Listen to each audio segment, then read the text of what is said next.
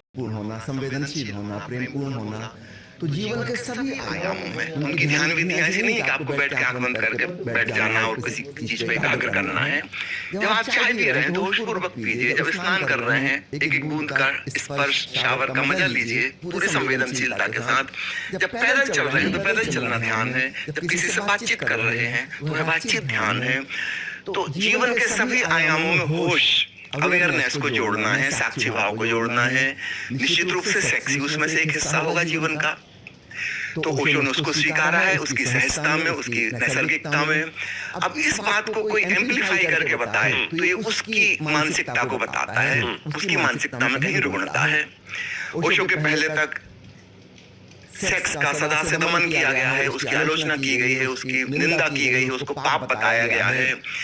जैसे हमें भूख लगती है, प्यास लगती है, नींद आती है, होश खुल जाता है, सुबह नींद खुल जाती है, ठीक ऐसे ही सेक्स भी एक प्राकृतिक घटना है। पाप और पुण्य की परिभाषा में उसको क्यों मानना, उस पर लेबल क्यों लगाना?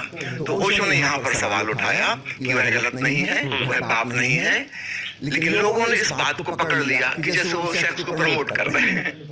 प्रमोट नहीं कर रहे हैं, एक हजारों साल से जो अंधविश्वास चला आ रहा था, एक सामान्य जैविक घटना के प्रति, एक बायोलॉजिकल फेनोमेनन है, उसके प्रति जो निषेधात्मक रूप लोगों ने अपनाया था, ओशो ने उसको साफ किया और कहा कि इसके प्रति भी तुम होशपूर्ण हो जाओ, साक्षी हो जाओ। यह भी साधना का हिस्सा हो सकता है।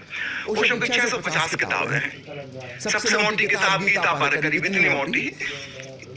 सर, आपके हिसाब से आजकल लोग